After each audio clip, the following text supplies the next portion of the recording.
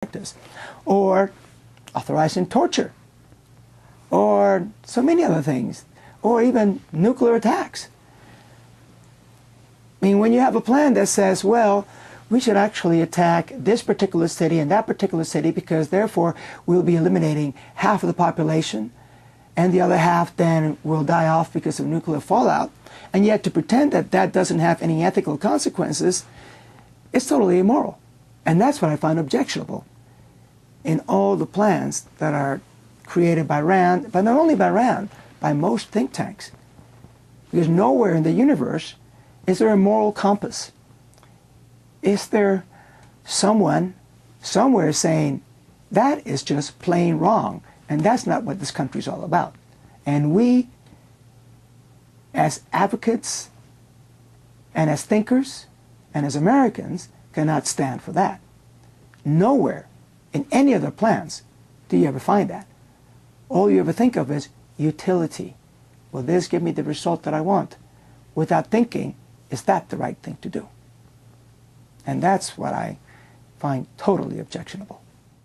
Well, look, what is the objective of the military-industrial complex? The military-industrial complex obviously has to come up with a bogeyman, has to come up with an enemy for which, or against which, we have to defend ourselves. For a long time, that was the Soviet Union.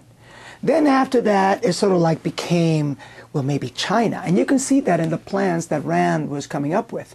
And if you talk to some of the people at RAND, if you talk to, for instance, Zalmay Khalilzad, who was the U.S. ambassador to the UN, he himself admits that there were a lot of plans being made about China being our next adversary. Then what happens? We have 9/11. The tragedy of 9/11, and all of a sudden then it became the Middle East. Then we have to find a way to be able to deal with these adversaries that have come up, people who before used to be our allies, all of a sudden are our worst enemies. You know, Saddam Hussein, to whom we gave the weapons so he'd be able to fight Iran, all of a sudden becomes our enemy. He invades a country after we have given him sort of like the green light to go into Kuwait, and he says, no, we can't do that. And then we go in and we decide that he's the enemy. In other words, the military-industrial complex is always looking for an enemy so it can continue building more and more weapons. So there's been a continuity in that ever since the Second World War. What the military-industrial complex wants is to avoid, at all costs, a return to the 1930s. A return to the 1930s not only because President Roosevelt was in power, during which more money was spent on social services and on people than on weapons and on the Pentagon, but because of demobilization that happened during the 1930s, because of the way in which the Pentagon budget was slashed mercilessly, because after all, and with good reason, the president said, we're not at war. There is no reason for us to spend so much money on weaponry. And of course, they'd say, well, but that's how come World War II happened. So after World War II, because of that, there's always been this desire to create an enemy for the military-industrial complex to be able to go back to the government, go back to the American people, and ask for more money. We have enemies. Our enemies are everywhere. So, like I said before, first it was the Soviet Union. Then when the Soviet Union collapsed, then it became China for a while. Then it became Islamofascism, became Al-Qaeda. Then it became the Taliban. I mean, it's like this enemy keeps morphing. Next thing you know, it's going to be your neighbor down the street who all of a sudden is advocating something that is not kosher, that cannot be allowed. And that's where we're heading. So it's just looking, it's like whack-a-mole. It's like, where are we going to find it? Because if it doesn't exist, it will have to be created. The Tea Parties, you know, my heart goes out to them, because I do believe that the federal government has grown far beyond what it should. And I think more power should be given to local communities. On the other hand, it seems to me that they're not really paying attention to where the real enemy is. I mean, do we really need the kind of Pentagon that we have right now? Who exactly are we fighting? Why exactly are we in Afghanistan, the graveyard of empires? Why are we there? I mean, let them fight their own wars. It's true that we should have helped them, and sure, we could give foreign aid, but to have tens of thousands of our soldiers there exposing themselves for what? To prop up a corrupt government that it deals in heroin that then comes back to our own country? What are we doing? Yet that has been alleged as the reason why we have to be there, because of some security reason. And so therefore, I mean, I see their point. I see the point that the federal government has expanded, but they're being used. They're being used in the sense that what we have here, again, is a group of people that will manipulate others to whatever degree it can to be able to, believe it or not, increase the budget of the Pentagon, to be able to have more weapons out there, to come up with another enemy that will be able to say, that's the guy that we should be after. I mean, for all we know, maybe then the next thing we know we'll be, I don't know, maybe we'll be landing in Nigeria and saying, well, there's a rebellion out there we're going to have to deal with because they're going to take over all of Western Africa. And all of a sudden Western Africa will become then a place of interest for American forces. Because all of a sudden maybe there'll be uranium or plutonium or oil or something else that will be deemed in the national interest. And then all the attention will be focused over there. And in order to pay for that, then obviously we're going to have to get rid of Social Security. We're going to have to get rid of the Department of Education.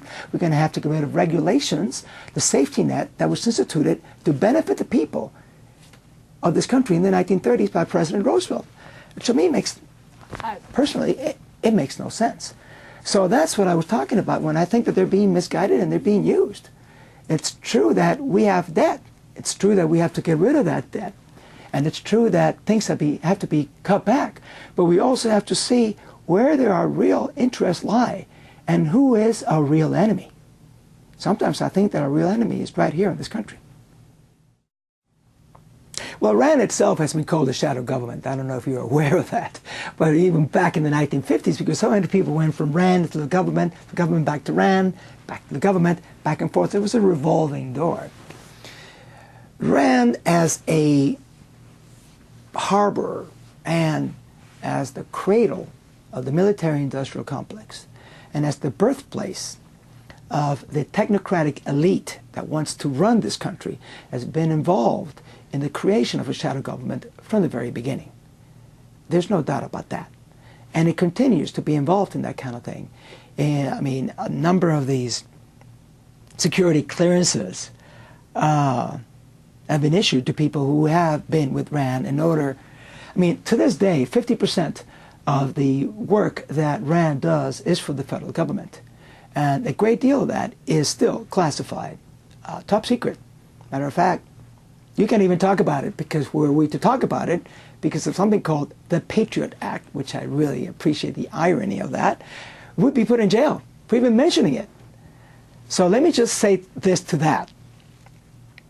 Yes, RAND has been involved.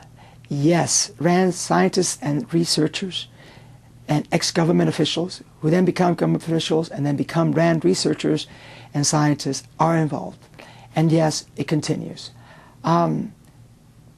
And the only way we can get rid of that is by making people aware that their liberties have been taken from them and that we have to stop this kind of nonsense, that we have to stop this revolving door of people going from think tanks into the government, from the government into think tanks, into the military-industrial complex, into companies that use their expertise in order then to lobby the Pentagon and to lobby the government for more weapons in order to then take money out of social services, out of things that should be helping the people in order to build this huge, this mammoth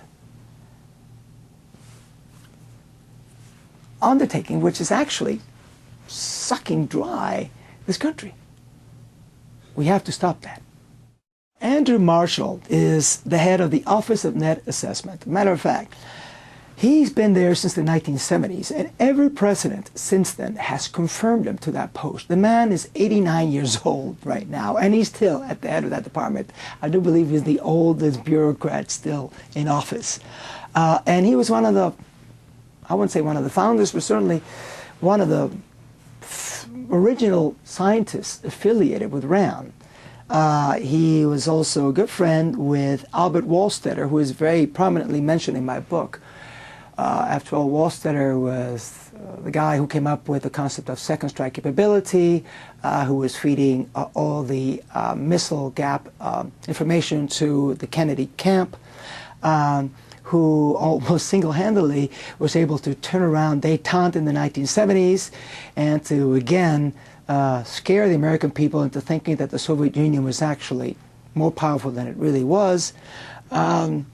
But that was Albert Wohlstetter. And Andrew Marshall was a buddy of his, and he's been around since then. And he was the one who came up with the whole concept of these new weapons, with the guided weapons that came up during the first Iraq War, during the Gulf War, those missiles that were able to turn corners and go into bunkers and explode. He came up with the whole concept of net wars. He came up with the whole concept of soldiers that actually would be androids in a way, because they put on this exoskeletal structure that would allow them to do what Superman does, practically, to lift tanks with one hand, to sense things from miles away, to go on for days and not have to eat, sleep, or have any bodily functions. And who's still working on new weapons, who's thinking of new ways to basically to defeat the enemy. Because it doesn't matter who the enemy is, we have to defeat them, and we have to use more money and more resources that should be utilized for other things. And that's Andrew Marshall. Well, RAND has been involved in the militarization of police and of most government functions, actually.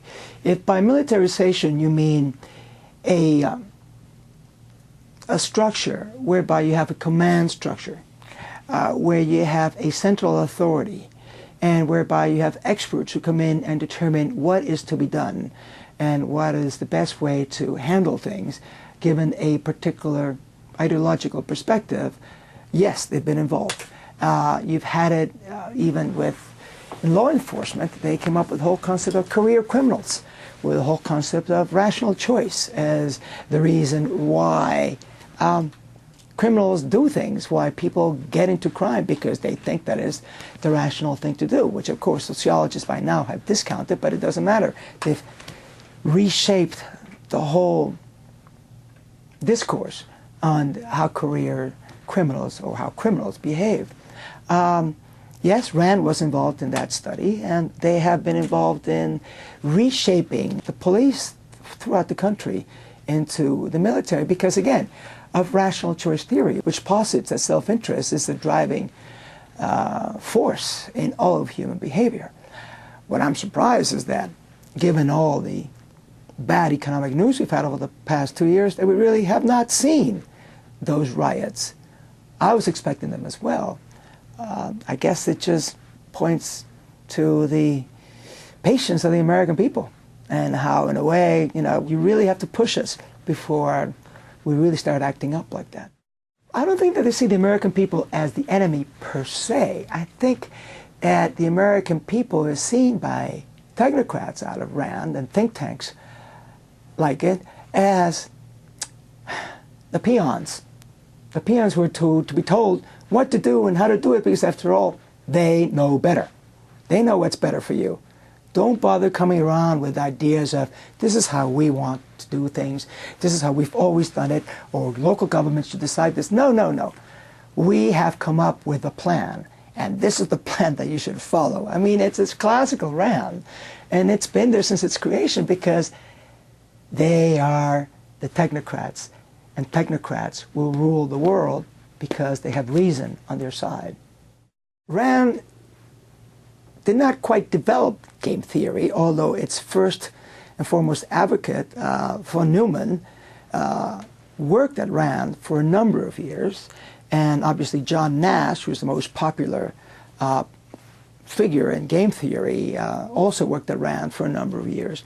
They didn't come up with it, but they certainly harbored it, and they certainly hired so many people who worked there during the heyday of game theory in the 1950s. Again, it all stems from the